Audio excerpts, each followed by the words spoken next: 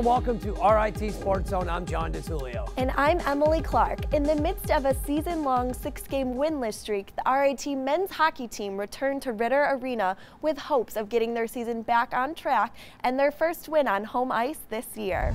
The Tigers facing Sacred Heart. The Pioneers entered the weekend series without a win in 14 games this season. Picking up in the second period, Alexander Kukali untouched, skates to the net. Mike Kolovecchia puts home the loose puck for his second of the night. It was 3-zip Tigers. Later in the period, the Tigers crashed the net. This time, Kukali gets credit for the goal, his first as a Tiger, 4-1 RIT. But Sacred Heart would rally. Third period, Mike Kolovecchia's pass is taken away by Ben Lake, and he goes in for the unassisted shorthanded goal to bring the Pioneers within one. Shorthanded. Wow, it was a poor pass by Kolovecchia. RIT would answer right back on the power play. Brad McGowan records his second goal on the season. RIT hangs on to win 5-3. And the Tigers will have no more of this. 5-3. It's going to rest on the shoulders of number 30, Josh Watson. Josh Watson in net for RIT in game 2 of the Tigers series with Sacred Heart. Second period action, Chris Saraceno, the blast. It goes off the pipe, but Mike Kolovecchia is there to put home the rebound. It was 3-1 RIT. Then in the third, Saraceno tries the wraparound. It doesn't go, but Adam Hartley is there for his 4th goal of the year. RIT completes the weekend sweep of Sacred Heart, winning 5-2. Here's Adam Hartley. Boy, that was sweet. The Tigers accumulated 5 big points before the holiday break, but still find themselves 9th in the AHA standings and 10 points behind first place Niagara. It's been a struggle for the first 3 months, but the Tigers aren't ready to push the panic button just yet. A disappointing loss for the Tigers tonight. Yeah, because of some sloppy defensive play early on. How weird is it to be looking up in the league standings versus normally being the one who's on top? It's definitely a different experience for us. We've been on the top since I've been here, and looking down, I'm sure, or looking up, I should say, I'm sure every team loves the fact that we're at the bottom of the standings, but we played about every team in the league now. We know what they have to offer. We know we can compete and beat every single one of them. Trying to keep our team on course is going to be the best plan of action right now. If we panic, things just going to snowball out of control. So it's not going to do anything to panic, and I don't think we're too far off of where we were. It's a very competitive league and a very competitive game, and it's 1 or 2 goals each game, and then you're on the other side of in the win column. So no panic in the dressing room at all. Can you talk a little bit about the difficulty of the AHA? I think anyone can beat anyone now in our league, and I think when we first entered the league, we could have a subpar game and still win the game, and that's not the case now. I think there's going to be a lot of so-called upsets, but I think it's too close to really say that, and our standings last year showed us how tight our league was, so I think it's going to be another tight finish again this year. Okay, so let's talk a little bit about goaltending. Obviously a big hole left by Shane, and you've been doing a rotation of both Watson and Ruby over the past games. Is that what you think you're going to do for the rest of the season? No, we're going to take it game by game and series by series and take a look at where we're at. The rotation is going to be really kind of dictated on play, and also a little bit on we don't want to leave anyone behind either. Whether we have a number 1 or not, if we have a number 1 goalie, then it doesn't mean that number 1's going to play every game. Someone else is going to also get in there. Are you comfortable with the rotation of you and Jordan, or are you both still kind of waiting for coach to pick somebody to be the permanent goalie? We're both comfortable going every other game as long as coach wants that. We obviously both want to play, so we're both striving to be the starting goalie. But as far as coach wants us to keep rotating, we're fine with that. Where do you think you need to improve? Right now it's just kind of controlling the game. We need to have a lot of stoppage in play and stuff like that, especially when we get a lot of pressure on. So kind of controlling the puck and making sure to keep it out of danger zones. How do you feel like as a captain you're really motivating the guys and keeping everybody focused? I think it's just day in, day out type hard work is the only way that you're gonna keep the guys straight, because if they see you slacking off just because you're losing games or something, they're gonna fall right in line. So myself, Adam Hartley, and Matt Garbowski, if we just stay the course and bring our work ethic every day, I think like we are doing, I think it's going to work out for us. Scores! Chris Saraceno. I know you've already said that everybody is pretty optimistic. Is there any part of you that feels like this hole is too big to dig out of? Not at all. You definitely can't ever think that. So if we were thinking that, we'd be in some trouble. But I don't think we're in any trouble. I don't think there's any hole that that's going to be too big for us to climb out of. The good thing about our league is every team makes the playoffs. So even if we don't finish in the top 4, we're still going to be fine, and we always will have that opportunity to make it to our goal, which is the AHA championship. No, it hasn't been a good start, but that's not how it has to finish. So it really, for us, we've just got to keep moving forward, and if we're going to just dwell on the past, then we're not going to get out of the hole. But I think if we keep looking forward, I think we can make progress, and a lot of good things can happen this year.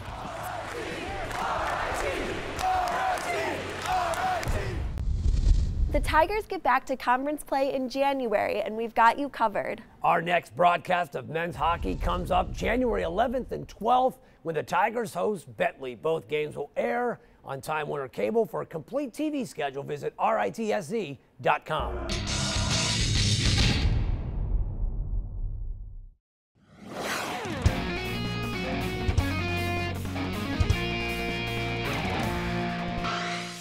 Welcome back to SportsZone. The idea originated in 1999, and since then it's been growing in popularity around the world.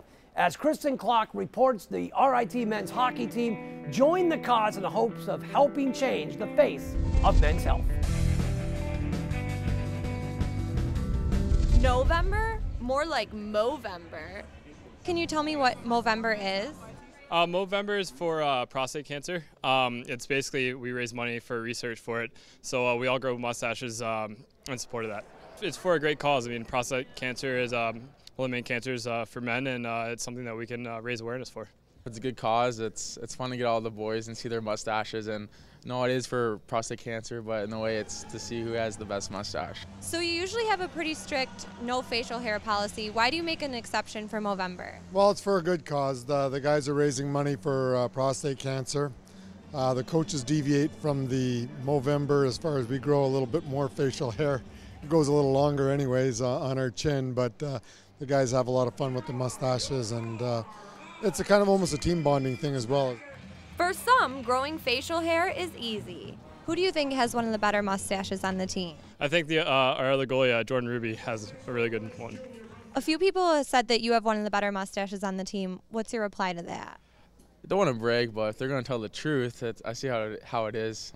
No, as a sports guy, you got to stick to your strengths, and I know when it comes to handlebar mustache, that's my strength, so I support it well.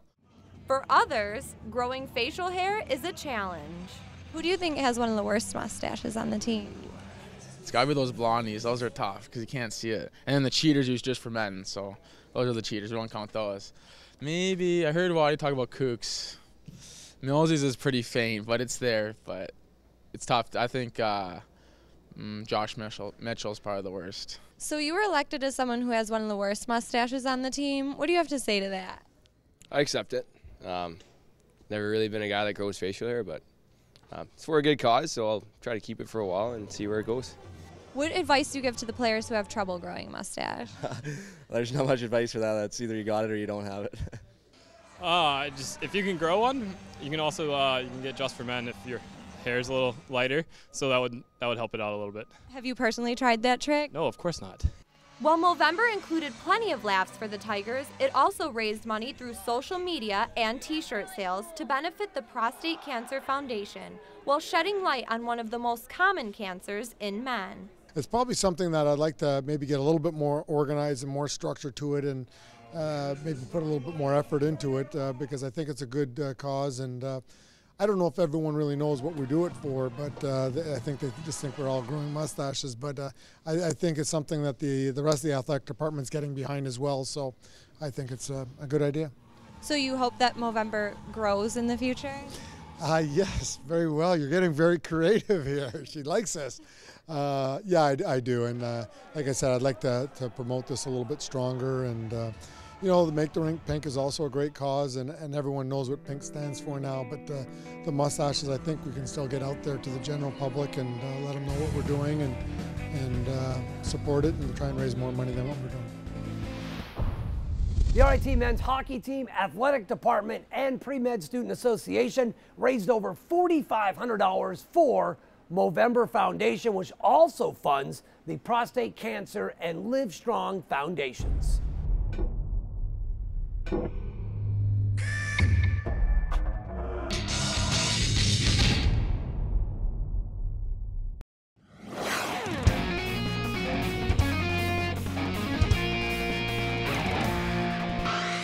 Managing the day-to-day operations of a Division I hockey team is one of the most demanding jobs you can have within an athletic department.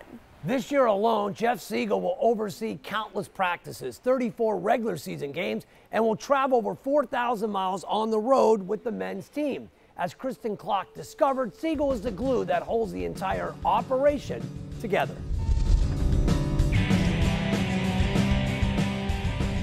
Equipment manager Jeff Siegel's duties are never ending. Jeff works tirelessly to make sure game day runs smooth. Although Siegel studied sports and recreation management at New England College, he's learned much of his job while on the go in his 7 years at RIT. On both sides? It's like stretched out. No, is it on this one too? No. It's just okay, so what I'll do, when I first started, I really wouldn't say I knew how to fix much as far as hockey equipment, but I kind of just picked stuff up along the way and talked to other people. And there's some great equipment managers around our league that you can bounce some things off of. I started managing hockey in high school because my two best friends were on the team, and the only way to hang out with them was to be a part of it. And I knew I wanted to study sport and recreation management, so I thought it would look good on a resume to start managing hockey. And then when I went to college, I decided that I needed to be involved somehow then, so I emailed the coach there, and they had 3 guys already that were managers, so I was kind of fourth on the totem pole. But I guess I quickly worked my way up. It was a brand new coach, and there was 2 seniors and a junior. And the first time that some of those guys didn't show up, he just said, okay, you're next. And I got to travel with them, and then the rest was history, 4 years there. And then he's the one who really helped get me the job here.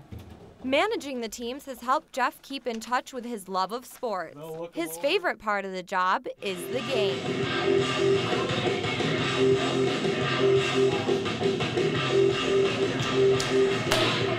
It's gonna be a good one, but I love being around the team. Like, we got a great group of guys, and it's just fun to be a part of a team. Like, I was never very athletic or anything, but this is my way to keep up in sports. I give everyone a piece of gum. So 50 minutes till game time, the whole team's chewing, even if they just put it in their mouth and spit it out, is chewing the same flavor, same piece of gum in unison. And so it's like, okay, together we're gonna go out and do this. A bad new one here, boys, let's go. Let's go, let's go, boys. Ladies and gentlemen, here are your RIT Tigers. Obviously game days are exciting.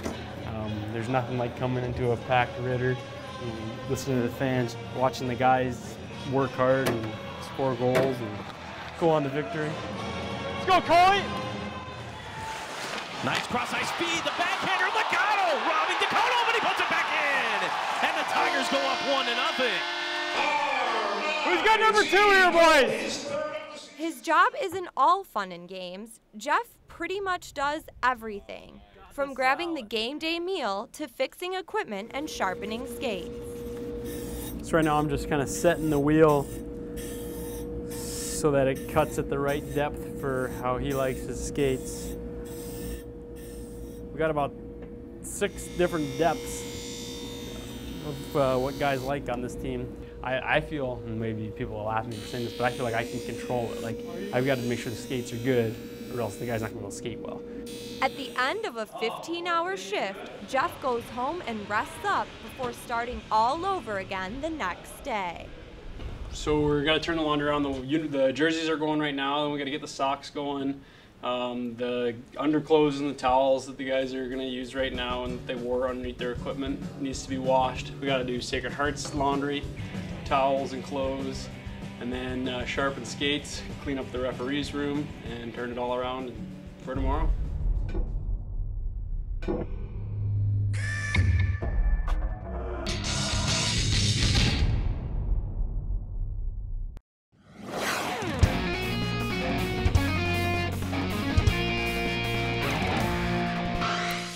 Welcome back to Sports Zone. After 5 straight road losses and 35 days without a home game, the RIT women's hockey team gladly returned to Ritter Arena for a pair of conference games against Lindenwood. The Tigers took game 1 5-1 in game 2. The Lions got on the board first. Allison Wickenheiser scores to give Lindenwood a 1-0 lead. It stayed that way until the third. Tigers on the power play. Tanisha Hiller gets the equalizer, her 5th goal of the year. Tigers and Lions skated to a 1-1 tie. Well, prior to moving to Division I, RIT went unbeaten in 57 of its final 60 games at the Division III level, which included earning the program's first national title last spring. So far, Division I hasn't been as kind as RIT has lost 9 of its first 19 games. SC's Emily Martin recently caught up with the Tigers as they received praise for their past accomplishments. Here at Locust Hill Country Club, the now Division I women's hockey team is celebrating their 2012 Division III National Championship season.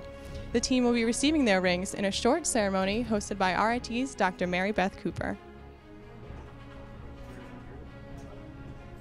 What is it like to finally get the rings after waiting for so long? I think it's almost like another surreal moment. I think it took a few months for us to hit us that we actually won a national championship, and now we're replaying the special moments all over again. Getting the rings is, we actually have something to symbolize our memories and our accomplishments. So I think it's definitely a day everyone's going to never forget. It's been amazing, especially because we were supposed to get it early September kind of thing. So it's kind of been a waiting process, but we knew that the wait was definitely worth it. So it's been great. So what was your initial reaction when you opened the box? I think I might have started tearing up just out of pure excitement, but it was just beautiful and bigger than I thought it was going to be, but it's nice. It was worth the wait, well worth the wait. I think along with everyone else, I was kind of just in total shock. We knew that they were going to be pretty big. Like they said, we didn't really want the small rings, but this is just amazing. It's pretty much more than we could have asked for. Do you think receiving the rings today has helped with team morale? Yeah, definitely, and it almost singles out the new freshmen this year, but I think it just makes them realize how important and how much team chemistry we had this year, and now we're all a part of the team, so we can all share this moment together, and hopefully they have a moment like this in the future. I think it'll help, it is last season, and there's to a point we have to put this all behind us, so I think it'll be kind of, you have the ring ceremony, and once 12 o'clock comes for the game, it's got your game face on, but I think it's a nice smile that we can all cherish for the day. Do you think it brings up some favorite memories from last season? Yeah, especially with the video that recaps some of the big moments we had and the celebration we had when we won the national championship. So I think it brings everyone back to that moment, but it's hard because now we're mid-season of our next season. We have a game to focus on this afternoon, so a quick recap, but definitely very special. Even with the video and the captain's speeches and everything, it really puts it all into perspective and lets you think about it and look back on it. And that, a couple years down the road, you still have this memory and you're never going to forget it. What do you think is the big difference between being Division III last season and being Division I this season? I just think every game is a tough game. Not that every game last year wasn't, but every game is a lot more physically and mentally demanding. So overall, I think we've been accepting the challenge and taking the step forward well. Do you think the win last night helped with the ceremony today? Absolutely. I think we definitely needed that win for sure. We've been on a kind of 5-game down streak for a bit, so I think the win kind of helped, and everyone's been in a really good mood. So. I think that's been one of the biggest steps for our team to take is adjusting to not always being the winning team. But I think it's just helping to build our team. Losing these games is almost like stepping stones to getting back to where we were, adjusting to new teams. So I think with yesterday's win, it will be a good way to go into break. The Lady Tigers also get back on the ice in January. And our next live broadcast of women's hockey comes up January 12th when the Tigers host Colgate. The game will air on Time Warner Cable Channel 98. For a complete TV schedule, visit RITSC.com. Well, staying connected to SportsZone is now easier than ever thanks to the all-new RIT SportsZone app. Catch up on the games and episodes you've missed and discover so much more. It is a must for all Tiger fanatics, so download the RIT SportsZone app for your iPhone or iPad today. Well, that does it for this episode of RIT SportsZone. Until next time, thanks for joining us in the zone.